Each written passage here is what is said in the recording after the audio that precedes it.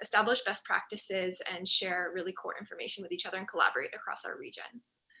So today's agenda is exciting. I guess I should introduce myself. My name is Yeshi, I, she, her pronouns, and I am the project manager for BayCAN. I'm co-lead of this working group with Nahal Apakchi Gogai, who unfortunately can't be here with us. Many of you got her email, but she's pregnant and she's about to go on maternity leave, and this was going to be her last meeting. But she double booked herself. It's really tragic, and she's really sad she can't be here with us today, but she really was the main ideator of this agenda, thought to bring in Matt Vandersloot, who we have here with us from Bar High, and hear from Faye on their really exciting new climate action plan that they're working on. So Nahal is with us here in spirit, and she wants you all to know how excited she is for this meeting and to continue to collaborate when she's back from maternity leave. So, recorded? What was that, Carl? Is this being recorded? Yes, it is. Okay, and can you send that out to us? Absolutely. You'll get it after the meeting. Thanks, Carl. Yeah, so we're going to start today with a really exciting presentation.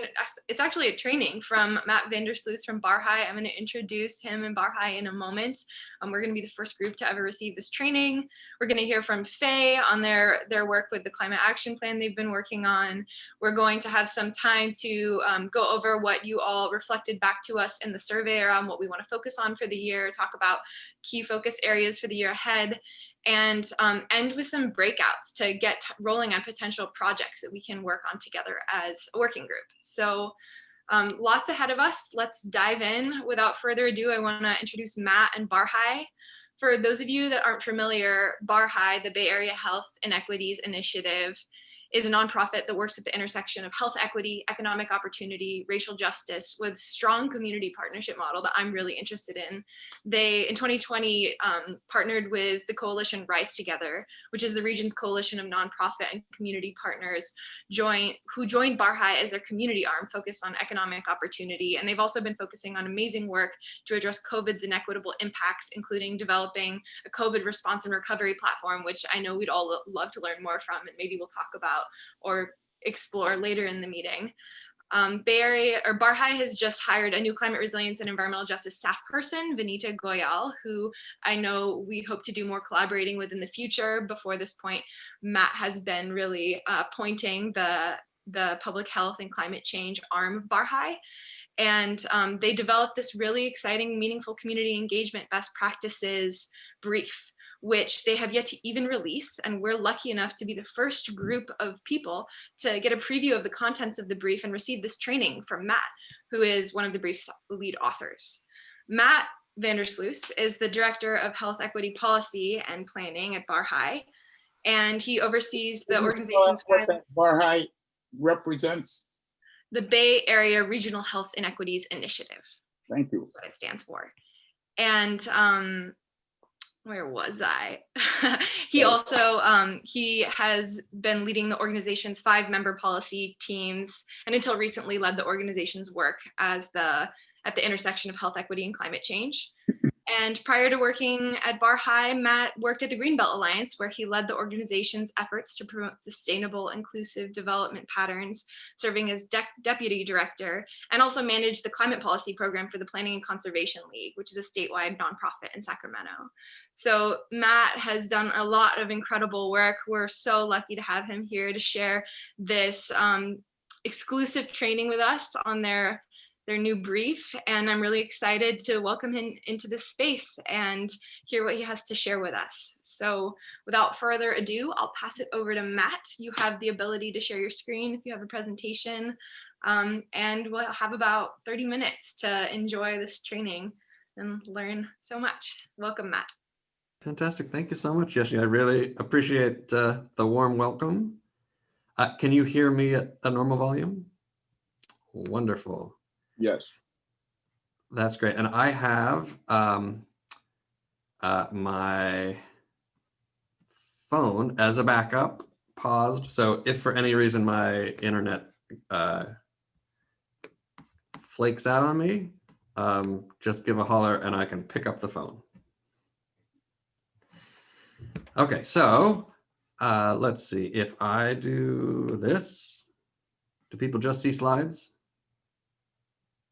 Beautiful. Okay. Well, so I'm really excited to connect with you all. I've been looking forward to this for a while now. So let me start with just a little bit of background about the nonprofit that I work for, BARHI, or the Bay Area Regional Health Inequities Initiative.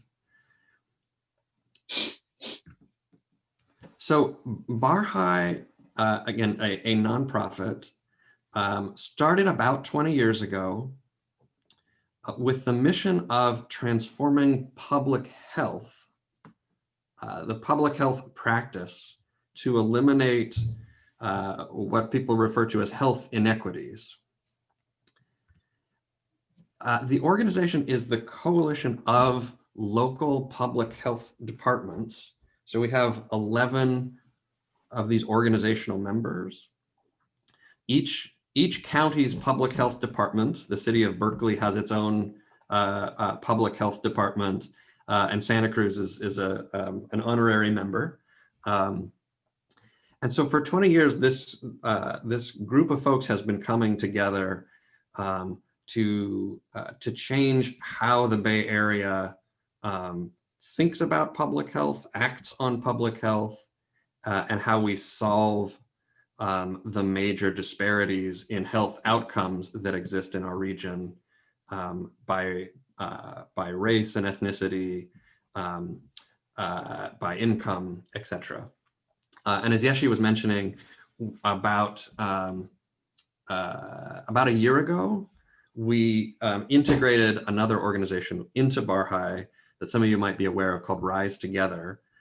That is a multi-sector initiative focused on ending poverty in the Bay Area that takes a very upstream approach. So looking at issues like criminal justice reform and fair chance hiring, and conditions in early childhood that lead to success in later in life. And so together, we really think of ourselves as an implementation engine for what we talk about as health equity, broadly shared economic opportunity, and racial justice.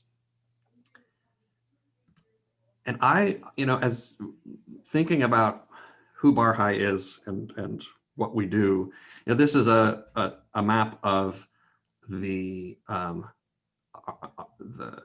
areas served by our membership, the 9 counties that make up the Bay, Santa Cruz hanging on at the bottom there. But the way we think about the region instead is much more like this. This is a map of life expectancy at birth by geographies across the Bay Area. And you see that in the red zones, you have life expectancies in the 66 years to 79 years. And in the green zones, you have life expectancies at 85 to 90 years. So we have, on average, about a 10-year gap in life expectancies across our region here in the Bay Area. This is depending on where you live. The discrepancies are as stark when you look at race and ethnicity, look at income. That's a 10-year difference is the difference between being around for your grandkids or not. Having a decade of lifetime earnings, really substantial. And so that's what focuses our work. And so we've been working to change how public health departments engage on these issues, to move them to be addressing the structural inequities that drive these disparities in health outcomes, and in working with other public agencies, other actors, to institute policy changes that address these disparities. And one of the things that BARHI is really known for is coming up with a public health framework for reducing health inequities. So this was something that kind of emerged out of the best thinking from the heads of several public health department directors who all came from more of a social justice focus, to really distill what we were seeing as this necessary shift in how these public agencies addressed and worked on health equity. And it's now the kind of the organizing principle behind California's Department of Public Health, their Office of Health Equity. So they've adopted our framework as the guiding structure for thinking about public health. And you'll see at the far right, there's this, we call this the downstream side of things, where much of public health is focused on risk behaviors, disease and injury. So putting people on the street who are working on telling you to quit smoking, or doing an STD program, addressing drugs and alcohol. And what we say with our framework is that we need to be instead focusing on these upstream interventions that shape health, the institutional inequities, the disparities in living conditions that are driven by decisions in land use, transportation, disparities in healthcare access, barriers in employment, et cetera. And that those are really the places where if we can move the needle in those areas, that's what's going to unlock change in these significant disparities in health outcomes for the people of the Bay Area.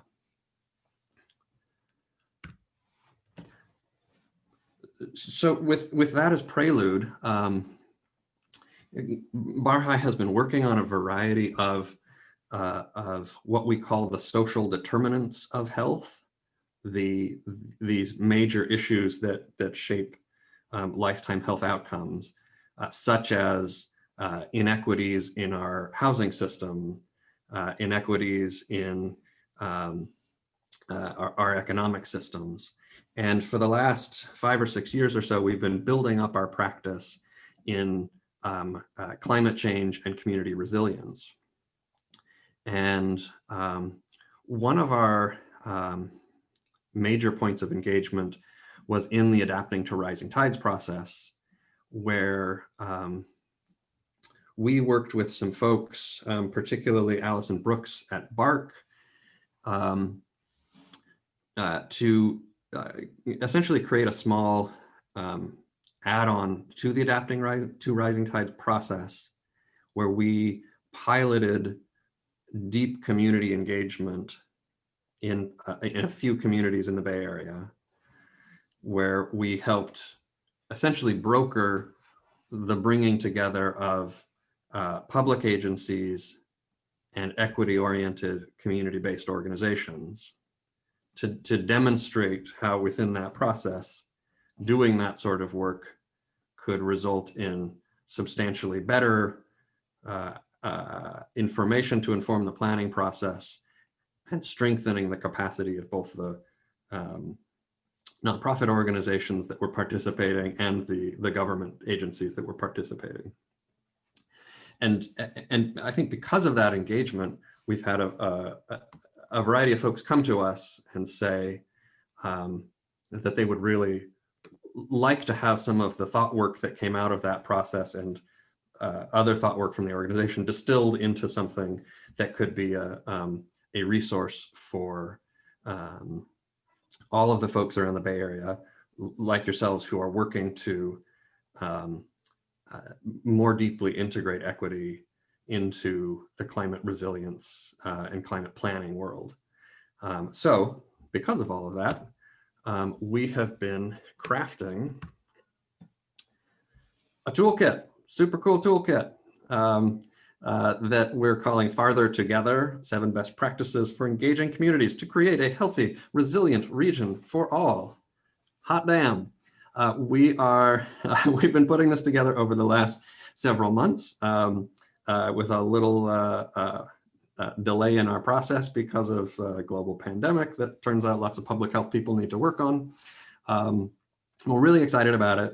We're going to roll this out in the next 2 months or so you guys get a sneak peek at what's here, and I would love to get thoughts from this group about some of the things that I'm going to give a flavor for today, And I really look forward to opportunities for Barhide to collaborate with other folks in this working group to think more deeply about the concepts that we're distilling here and collaborating to put some of these ideas into practice. So we get a fair number of pings from government agency partners who are saying, let's sit down together and think about the nuts and bolts of implementing your equity work into our government process. So we'd love to be finding opportunities for more of that sort of collaboration. And as Yeshi mentioned, we've just brought on Vinita Goyal, most recently from the Silicon Valley Community Foundation as their program officer for housing and transportation. She's just joined our staff to lead our climate work going forward. So I think you'll be in very good hands getting to connect with Vinita on some of these questions about how we work together to implement these good ideas. So, we've really been thinking about the power of health equity as a framing concept for unlocking change within the climate resilience world. And we've been seeing how the theme of health equity has opened doors in conversations, gotten people excited about deeper partnership and changing public policy and practice. And so while some of our close partners like the USDN folks have created similar toolkits and guides on these sorts of issues, we're aiming to bring something that brings more of this health lens from our public health community, because we see this as a really powerful door opener. And as we're laying out in this toolkit, we're doing some case making about why public agencies engaging with what we call health equity communities, essentially the communities that are impacted by injustice, why that's particularly valuable for public agencies, not just a good thing to do, but is actually critical to make the sorts of progress on resilience issues that we want to see across the Bay Area. That connecting with health equity communities can not only help you understand the local context, help you understand what's worked and what's failed in past planning processes, but if we can truly create deep and meaningful partnerships, we can harness the base building power of our community-based organizations to move forward a shared agenda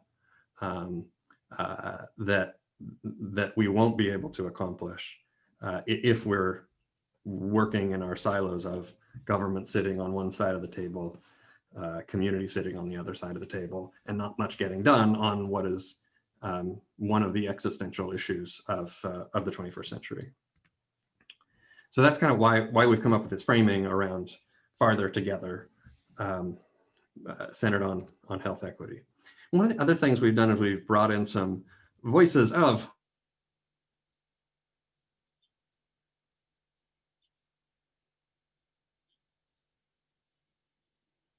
Hello? Matt, Oh, we you might cut out. Yeah. Can you hear us, Matt? We cannot hear you.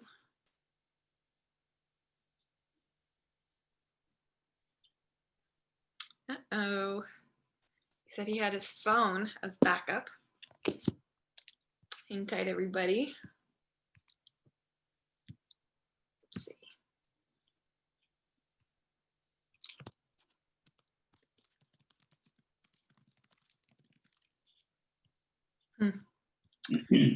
Okay. Does it seem? It seems like he is gone. I hope he's not gone. This really bright light there he was getting off on, so. I Yeah. know. I think he said he would call in on his phone if he could. He has my number, but I don't actually have his personal number.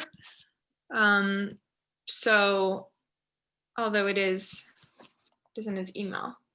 Well, while we're figuring this out, I I wonder if a good thing to do might be, what might be a good thing to do? I mean, if anybody has any questions or things that they wanted to share, reflections from the presentation so far, things that are coming up for them. Specifically, it could be interesting to talk about what any of you have done in collaboration with public health in your Hello all. science work. Oh, is that Matt? It is. Welcome back, Matt.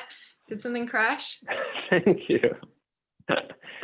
Yes, just a spinning wheel of Zoom. So I'm here. Can you hear me? Yes. Would you like me to share your presentation for you? We've lost the presentation, haven't we? Yes. Yeah, that would be great. Okay. We're on slide 14. Great. Okay. Wonderful. Let's just take a second to load. You could just say next slide when you need to move to each slide. Yep. Present. All right, folks, 1 second. I'm going to share my screen. There we go. Taking a moment to load.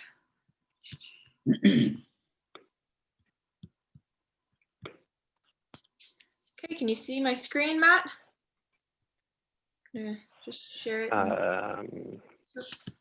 I will be able to shortly. Thanks everyone for your patience.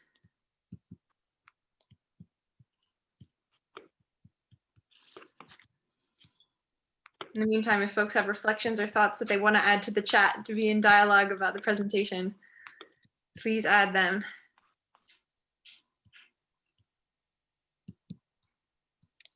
All right, so are we on our Roxana picture here? I'm actually having trouble pulling it up right now. Google Slides is being slow, as it happens sometimes. But I will pull up the slide with Roxanne as soon as it loads.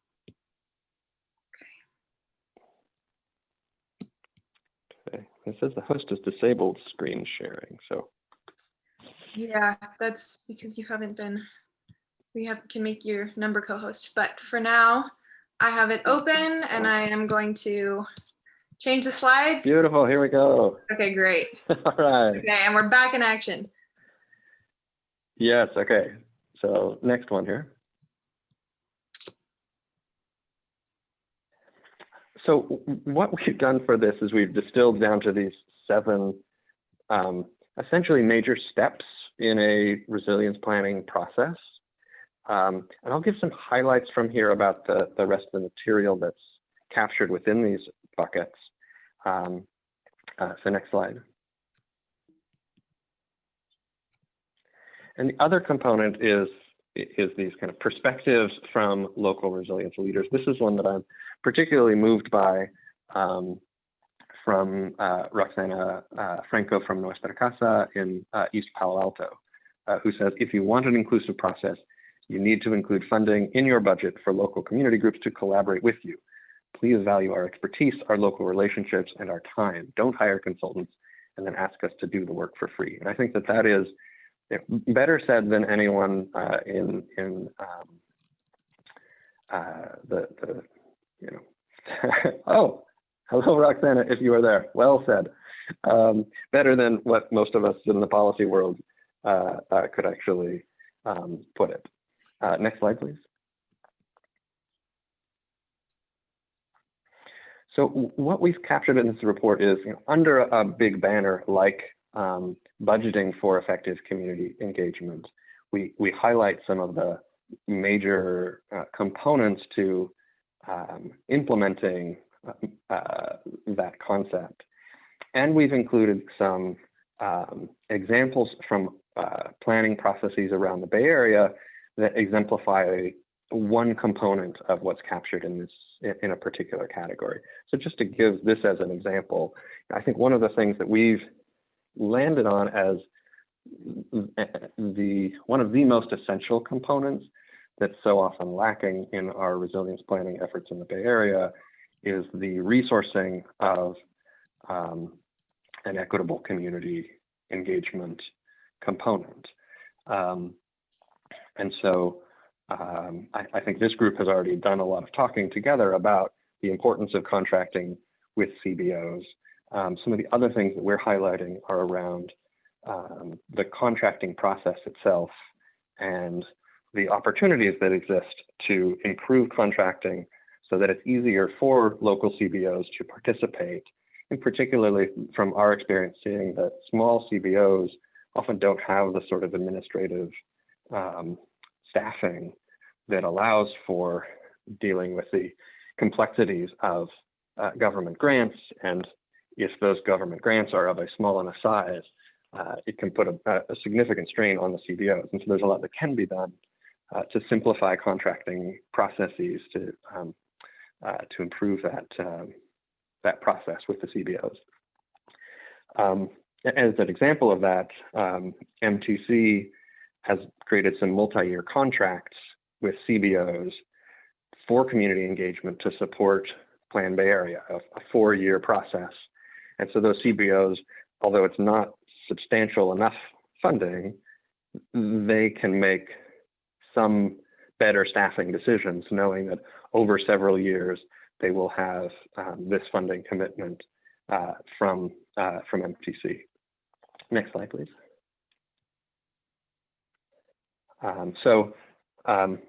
Some of you are in this picture. We also thought it was really helpful to be emphasizing the interagency partnership component of this, and in particular being able to highlight the power of partnering with public health agencies, that these agencies have deep connections often with communities that experience injustice. They also have an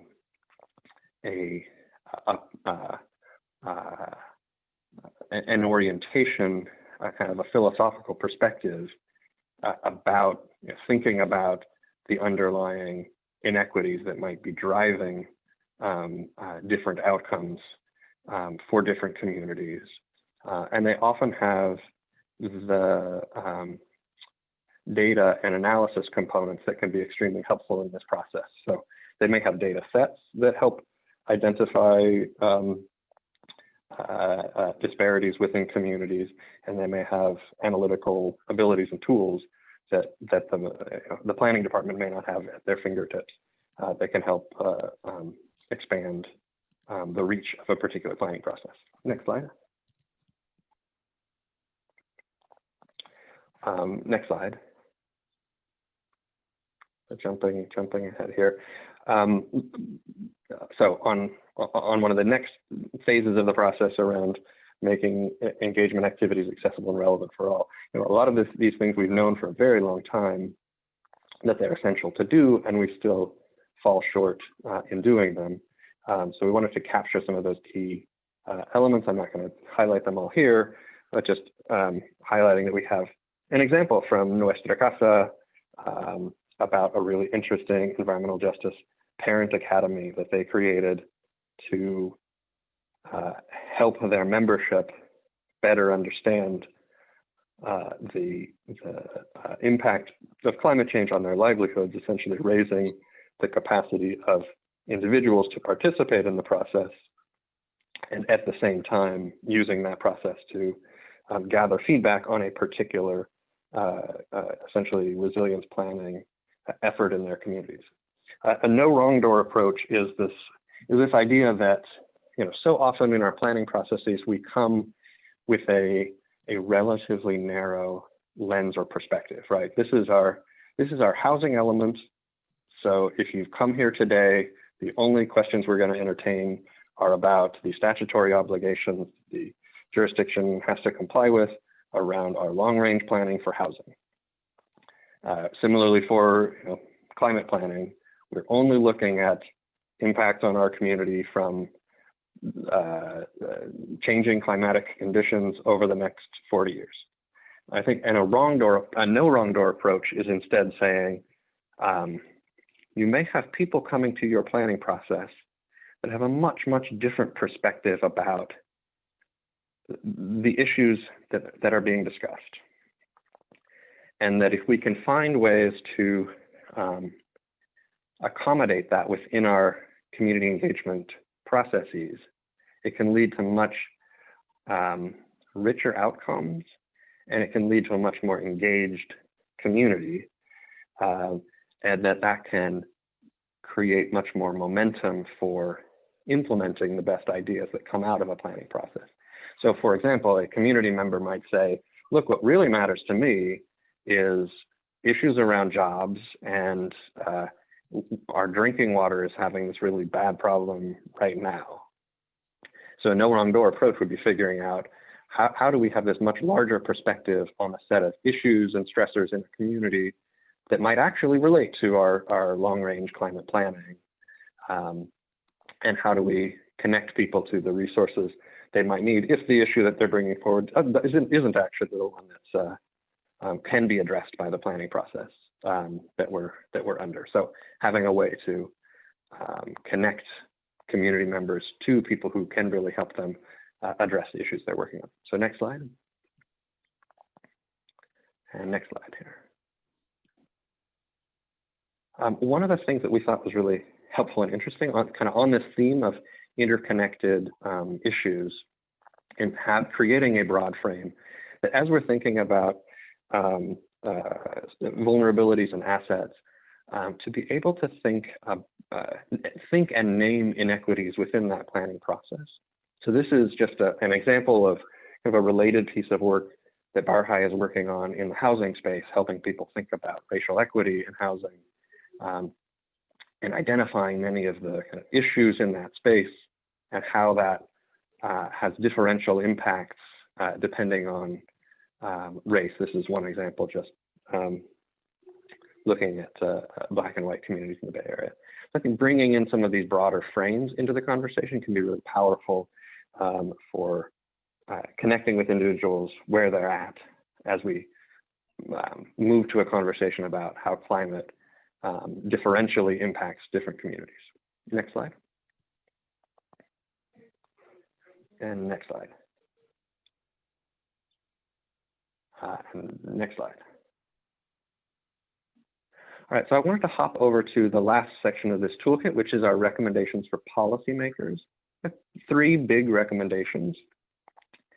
One is that our funding pipeline, it needs to be a gusher, and right now it's dripping, and that we need to be both bringing in new revenue and finding ways to condition existing climate planning resources to ensure that those dollars are resulting in equitable community engagement.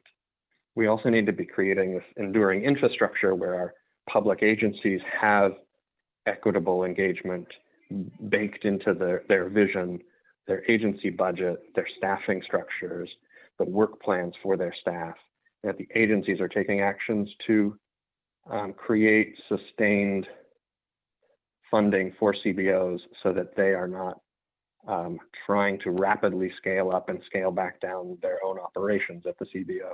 We have good contracting processes in place. We have TA going to CBOs. And that thirdly, we should be mandating more robust community engagement like BCDC has recently done. So next slide. So that's a teaser for this upcoming resource, and would love to hear from folks here on the line. I think we only have a minute or so left, about what resonates from this, your thoughts about this, our set of recommendations for policymakers, what you would like policymakers to do to make your lives easier.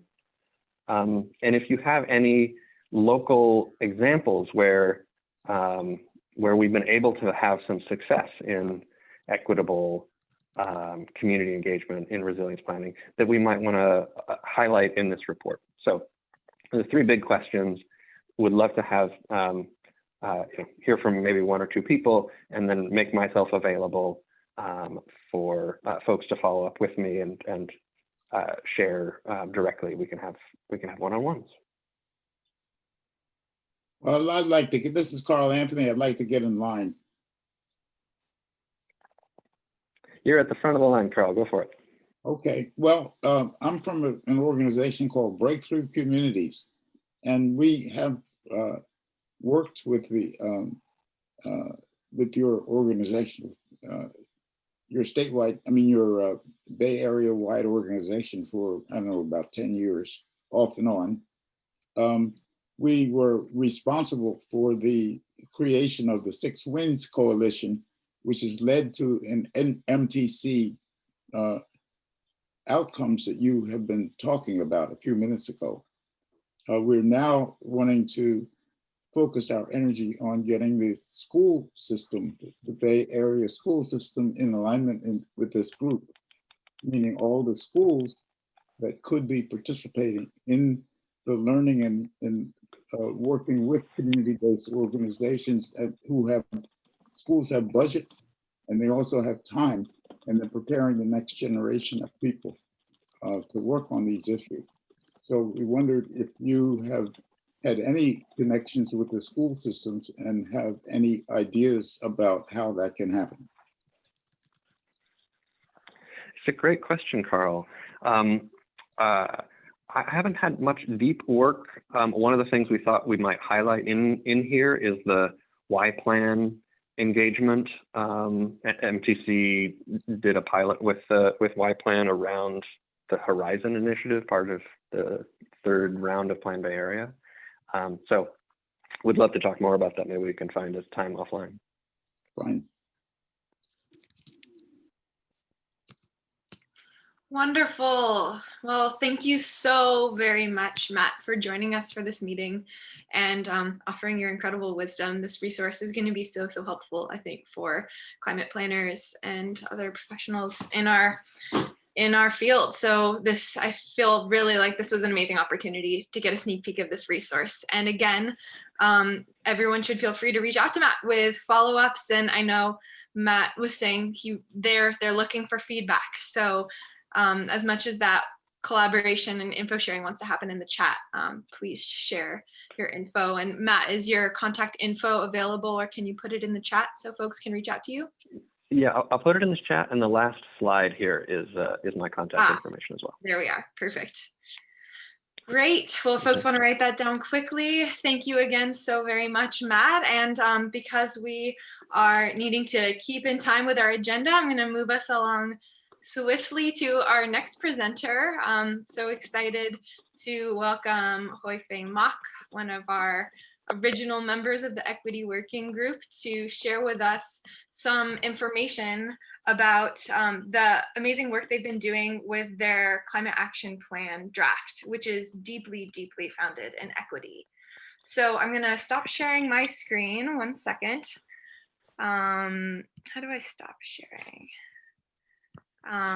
Escape, and welcome Faye to share whatever you would like to share about your process, and we'll have some time for Q&A, and just to, as a real example of within our own network, how our people are deploying these best practices to do equitable community engagement and equitable planning. So I'll hand it off to you, Faye.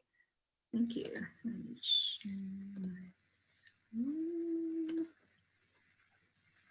Okay, great. So I'm just going to hop quickly through some of this. This was my presentation for council. So, okay. So just wanted to highlight that equity was one of our guiding principles. So we really explicitly named like addressing systemic racism, supporting frontline communities in specific strategies. So I'll share the website where we had the draft strategy. So if you look through that, you'll actually see that, you know, we followed Oakland's example of really specifically naming programs that could support frontline communities, as well as trying to put it into the vision as well. So the narrative will include a big proportion focused on equity in addition to sustainability and resilience. So I'm just going to the slides. So in the outreach process, it was very much guided by the tool developed by Facilitating Power on the spectrum of community engagement versus ownership. So if you aren't familiar with that tool, it basically kind of guides you through like how different phases of community engagement could look like when you're giving more power to communities.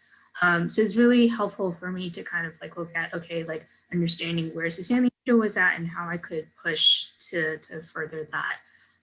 One thing to kind of recognize is that even with that tool, even if staff is more willing to like give power with community, if community itself is not at that capacity, you're not going to be able to move forward. So it's both like a capacity on the staff end and also capacity on the community. And so what a lot of things that I was doing was trying to build that capacity of communities in order to basically engage and become illiterate enough in order to inform these kind of processes.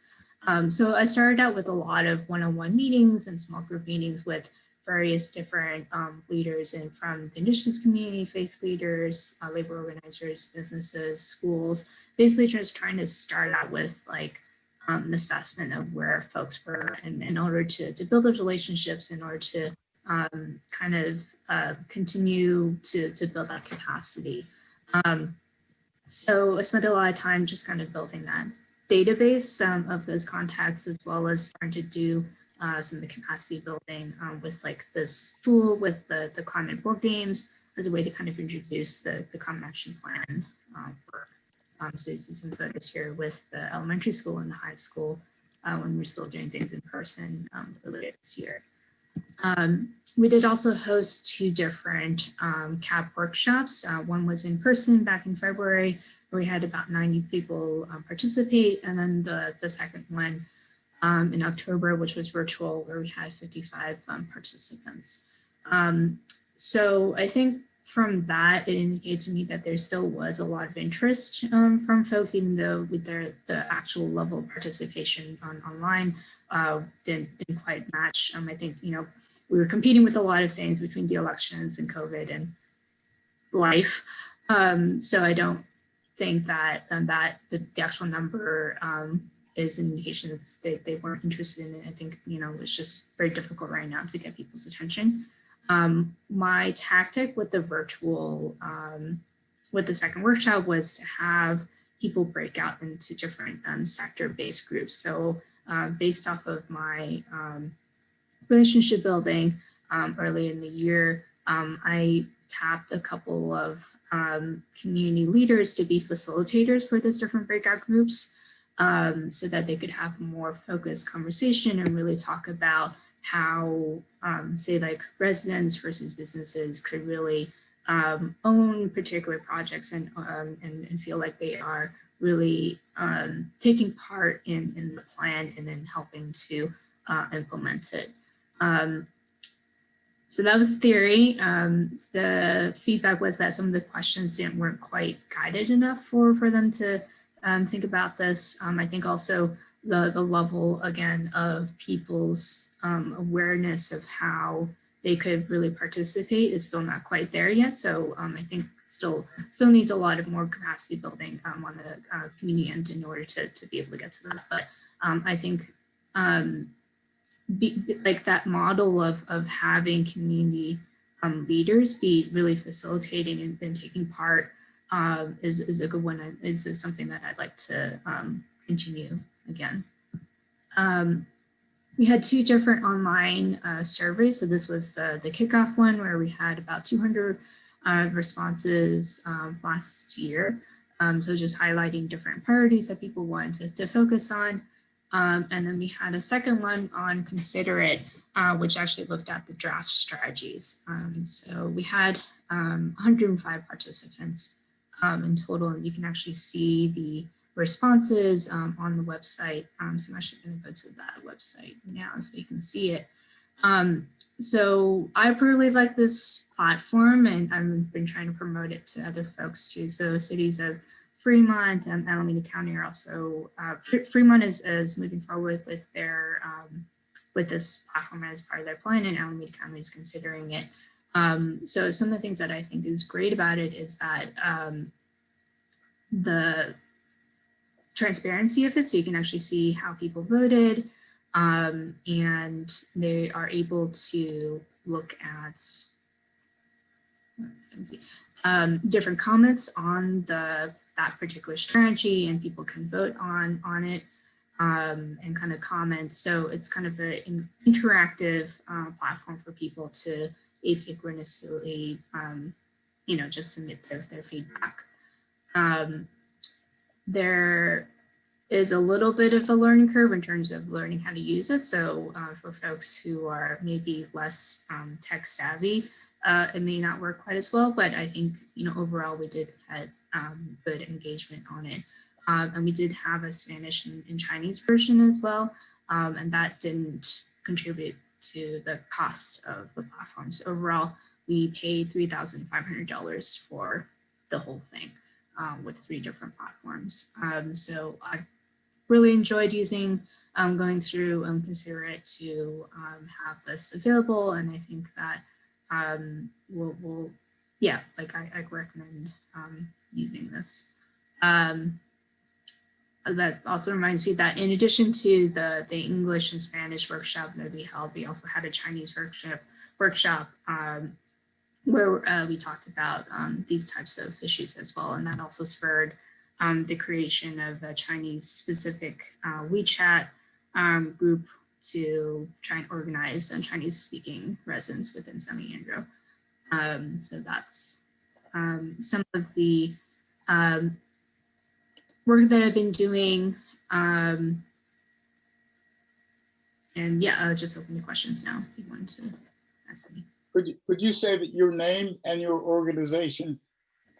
Yes, I am Jorge Mock, pronouns are they and them. I'm the sustainability manager at the city of San Leandro. We have time for maybe 2 questions. Thank you so much, Faye. It's amazing work.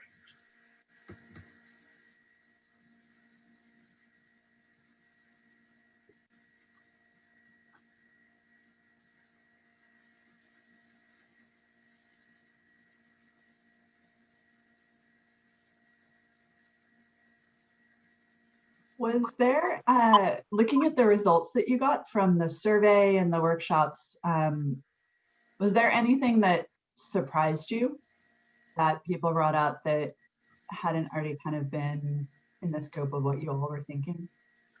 Yeah, I mean, I think in terms of like specific ideas, there weren't really any that we hadn't already considered. I think the only thing that was really clarified for me was that there was a need to continue doing more just general education and awareness building, because like unlike in Oakland where people were like really ready to like dive in deeper into like, program details and so on, a lot of the comments that we got was just very general. So it just indicated that, there's interest, but like not enough, like again, like literacy in order to be able to like give like really specific feedback. There's like 1 or 2 people, but like for the most part, that's kind of what we have in San Leandro. Yeah, and then also just point to the eagerness of different community partners to be able to work on this issue with us. And I think also like as a 1-person team with like the consultants that aren't going to be here, really leaning on that in the long run will be helpful, because like, obviously I'm not going to be able to do everything. So increasing the capacity of partners to be able to help with this work will be really important. Wonderful. Thank you so much, Faye. I know I said 2 questions, but looking at the time, we've actually got to move on from this item. So I see Warner and Bill. If you can put your questions in the chat and reach out to Faye afterwards, if that's all right with you, Faye, then we can circle back. We are all in this working group together and continue to have these conversations. This is not the end. But again, want to give another extra thank you to Faye for this really, really impressive work that you all have done. I know I've seen the first draft of the CAP, and it's so impressive and exciting, and feels like like a great example we can all be learning from as a way to actually implement these community engagement practices. So thanks again for sharing your wisdom and your experience. Great. Okay. Well, we have come to the point in our agenda where we get to be just in dialogue with one another around this working group and the work we're all doing together in the coming year ahead. We've got some exciting possible future things that we're going to take on. Before I get into that, I just wanted to thank you all for filling out the survey. We had a number of responses that gave Nahal and I a really clear sense of what you all are wanting and needing collectively in terms of resources to continue to deepen our work in equity. I'm gonna drop in the chat a summary of the survey results that you all can peruse if you're interested in seeing how people reflected on what their priorities are for this working group. And I also wanted to add to the chat, it's an Excel sheet, but I'm also going to put it in Excel for people that can't access it otherwise, but I'm also going to put it via Google Docs, which would be really exciting if, as folks are in this meeting, if you want to open up this spreadsheet. Nahal and I have gone ahead based off of your responses from the survey and made a list of potential topics that we could focus on for the remaining work group meetings for our time together in this fiscal year. So we've got around 5 more meetings left for the year. And you saw today what's possible in an equity work group meeting in terms of topics and what we can focus on. If you all want to check out this spreadsheet, it's a list of tentatives of things that we can really highlight and go into in our time together. And we would love your feedback, thoughts on other topics we might want to focus on, as well as if you know anyone that would be a great presenter on the topic, please go into the Google Sheet if you have access to it, or write me at my email, which I'll put in the chat, with if you know anyone that would be great to present on that topic. Again, we're all about collaborative planning here in this space. So take a look at those 2 documents if you can.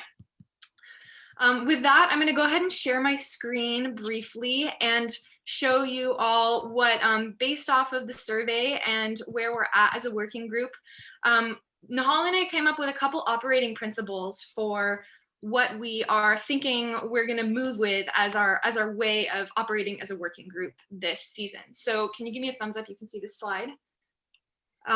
So just to go over this briefly, I didn't see any thumbs up. Yes, you can. Yes, okay. I can only see a couple people. So from the survey and what we've all been working on collectively and how we've operated, our way forward for the coming year will be to operate in a similar way that we've operated in the past, to continue with our bi-monthly meetings. Every other month we'll meet and we'll do basically what we're doing in this context, which is half capacity building, like we just saw, hearing from Matt and Faye and getting really helpful presentations to help deepen our work and build our capacity for adaptation, and half collaboration. So in the rest of this meeting, in addition to this planning moment, we're going to go into breakouts and talk about some potential projects that we could take on collaboratively and whatever else that looks like, but really utilizing this space to collaborate with one another on our projects. So that's one prong of the way we'll be moving as a working group. The second piece is still developing resources and offering consultations.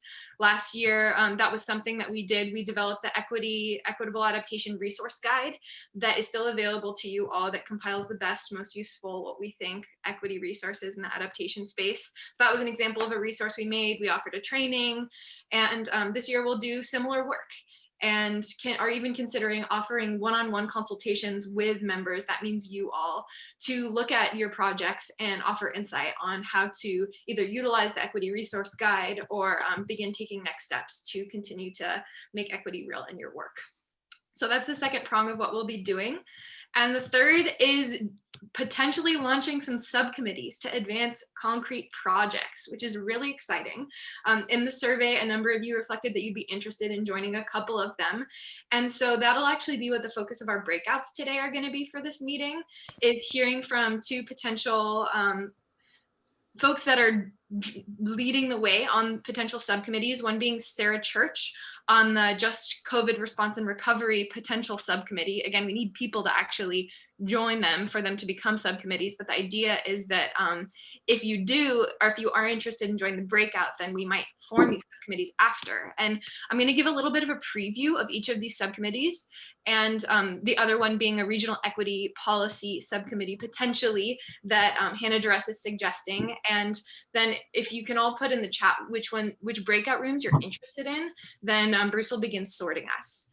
And the third, actually, well, I'll get into that in a second. So for the just a COVID response and recovery subcommittee, Sarah's saying, she gave me a little blurb to read. Our subcommittee will look at the intersection between resilience, equity, and COVID. Working at this intersection, it is a necessity because of deeply disproportionate COVID impacts. We must respond in our work to truly equitable and an opportunity to be truly equitable, and an opportunity because COVID response is changing the way government works. And we want to make sure that it is equitable and resilient. We'll use an incredible policy recommendation letter from Greenlining, APEN, and the 100+ EJ groups to tease out the possible next steps for local government. So if you're interested in being in that conversation, even just for today, think about joining that subgroup. And then from Hannah Duress, this is an idea brought forth from Hannah Duress, and if enough people are interested, could be a subcommittee. And she's offering that should we have a regional committee to focus on equity, this could include equity and environmental justice policy, to develop a policy template to assist local jurisdictions with something they can adopt or adjust. Something which represents the best of what's already been adopted in our region and uses our brain trust here in this space, which includes equity as it relates to climate resilience, planning and implementation, and partnerships with community. So that's another potential discussion topic for a subcommittee. So think about if you're interested in being in either of those conversations. Another really important thing that we need to be thinking about is what does it mean to be building really strong long-term partnerships with CBOs across the board and in this working group. So the third subcommittee is actually going to be on discussing how do we engage in outreach and more and stronger partnership with CBOs in this working group, as well as something that Nahal brought to the table when we were planning for this meeting that feels really important to surface is that we haven't actually discussed much as a working group what it means to be in meaningful partnership with tribes as jurisdictions. And we don't have that many federally recognized tribes in our region. However, there are certainly many Indigenous people still here that should be they should be 100% not just in this conversation, but leading these conversations if they're not, they already are already in their communities. So what does it mean to engage in tribal engagement and partnership in our jurisdictions, regardless of if there's a federally recognized tribe, and how do we do that at the BayCAN level? And do we need a co-lead for this working group or for this regional coalition that is representing tribal communities? So that's a pretty important conversation to have as well if you're interested in thinking about tribal relationship, tribal resilience, or embedding traditional ecological knowledge into your adaptation planning. That is our third breakout group. So that's not listed here, but if you're interested in joining that conversation, I will be leading that one. So that's sort of an overview of what we'll be going into our breakouts around. I also just wanted to name as a meta conversation point that we don't have a ton of time to go into conversation around right now. I'm also going to stop sharing my screen just so that we can all look at each other in this moment. One of the things that came up clearly in the survey response is that we're still figuring out what, as a working group, our relationship is to community partnership. A lot of folks felt clear that we need to have a lot stronger, just like a more diverse representation of humans in this space, and that seems clear. At the same time as the foundation of this working group was largely to support local governments to really get their act together, to be ready to be in stronger and healthier, more right relationship with their community partners. So we've been really taking that approach of thinking of this in a lot of ways as an affinity space to help local jurisdictions and folks more on the bureaucratic end of things really get up to snuff to work in community. And so it would be a really strong model shift to be completely reorienting the entire structure of this work group to be half community, half local government, and building an entirely new work plan from there. So it's a really big conversation. That's what we're going to take into the CBO and tribal breakout room. I'm excited to see some folks are interested in joining. But I wanted to say that the survey was largely made out of local government respondents who are saying, we want more CBOs in this space. And I think what we need to hear is, do the CBOs want to be in this space? We have Carl here. I'm so grateful. We have Roxana here. So grateful. But is this space relevant enough to you? And is there a way we can make the space more relevant? Or do we need to have another space that's directly intended to be about local government and CBO collaboration, maybe even hosted by an organization like the NorCal Resilience Network? Who knows? There's a lot to say there. I want to probably send us out into breakout groups now. I'm acknowledging right now that Sophie McGinnis was going to offer an intro to a really exciting program that the NorCal Resilience Network is going to be leading, where I also work for the NorCal Resilience Network, and we're hosting a leadership training in partnership with San Leandro and the County of Alameda to help local governments and community in partnership get trained to launch resilient hubs in their regions. And there's a lot to say there. Sophie, I'm wondering, Sophie and Susan, if you might be able to offer more information in the chat. Because of technical difficulties earlier, we're unfortunately out of time and we have to move into breakouts. Oh, but, sure, we can do that. That would be great. Yeah, thank you so much. And to say that if folks in this working group are interested in joining that training, it would be a really amazing opportunity to build capacity and also build relationship with community members in your jurisdiction, or vice versa. Carl, I see raising his hand. We have time for maybe like a minute comment, and then we're going to go into breakouts. So I would like to also offer the idea of the public schools, the K through 12, being a resource for both learning about all these issues, but also providing students who can participate in, let's say, 9th, 10th, and 11th, and 12th grades that could participate in helping to build the role of community-based organizations. So I'll be in group 3 if I can, and also, yeah, and also Sasha Gilmore, who is here from our organization. If you would join me in group 3, I would appreciate that. Wonderful. Thanks so much, Carl. That's a great idea. Okay, so I think everybody has listed what breakout they want to be in. Bruce is so amazingly helping us with tech today. And I think he's been on the back end trying to get you all sorted. Bruce, how are we? What's close. The status update? I'm just trying to decipher somebody who said they by name who they wanted. So other than that, we're good. Some people haven't made a choice already. So if you, I'm going to open the rooms in just a second. If you're not in the room, we'll assign you, or you can assign yourself. Hold on, one more thing. Okay, I think we're good. We'll open, and I'll be here to help people move into rooms that are not, through the miracles of modern technology, in one. So 20 minutes, open all rooms. Great.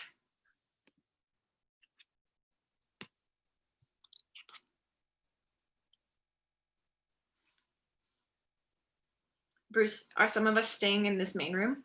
So we have some unassigned people. Well, oh, Hannah says Hannah's unassigned. Hannah's in what, 2, right? Yes. And Chrissy, then there's 1. And Chrissy, then I'm 3. what about Chrissy? Which? Bruce, can you send Sarah, Hannah, and I first, because we're leading those breakouts? That would be good. So Sarah, you're going to 1. And Yeshi, you're going to.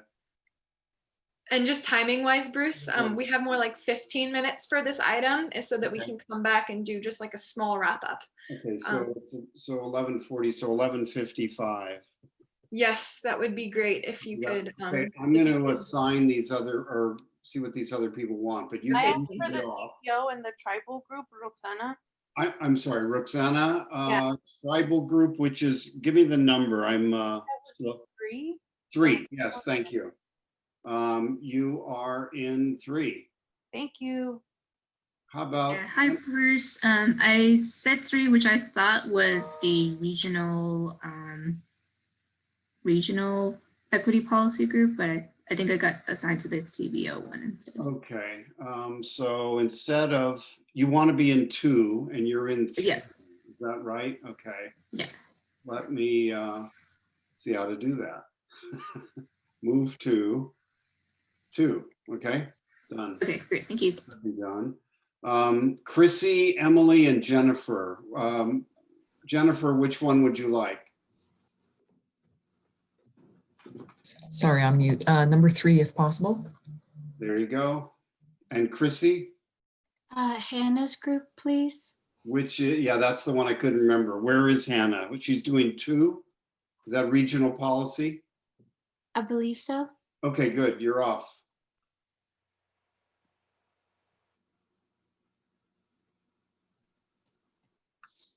Hi, Bruce. Hi, Adriana. I was placed in the COVID one, but would it be possible to be placed on the CBO group?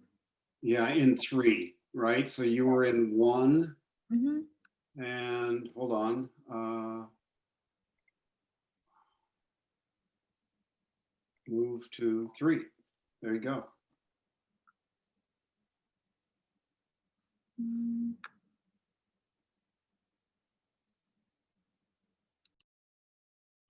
Good enough? I'm still here. Oh, there we go. Yeah. Thank you. See you later.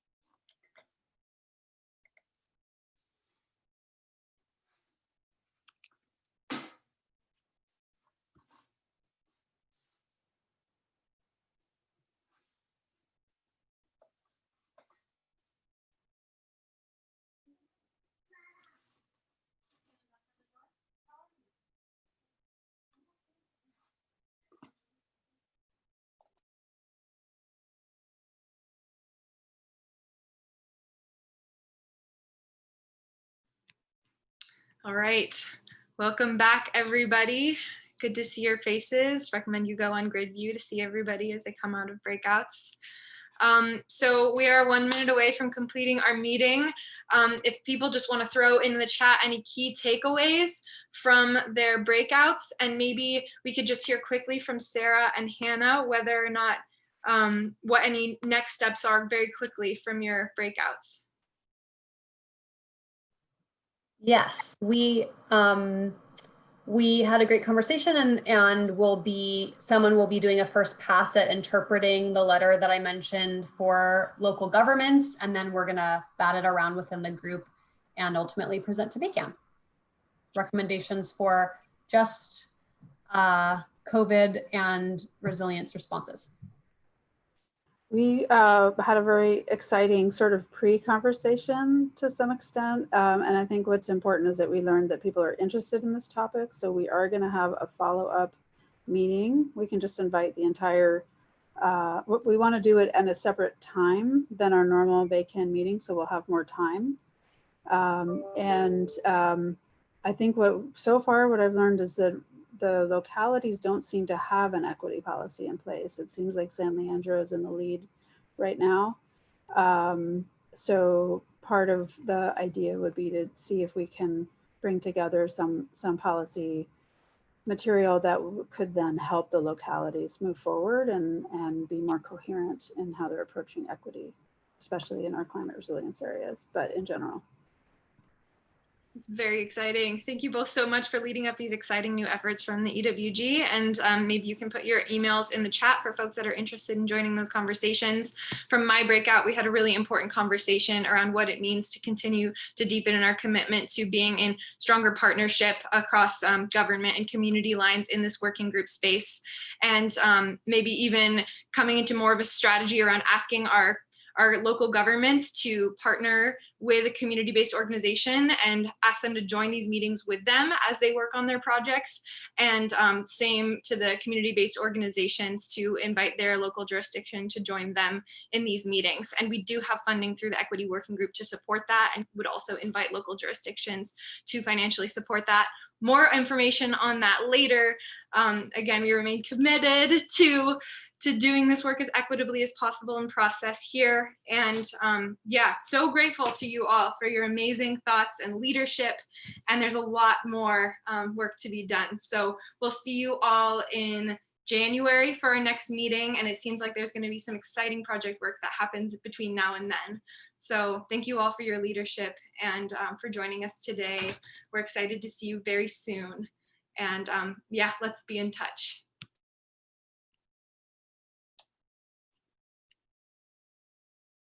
Take care, everybody. Bye-bye, all. Bye.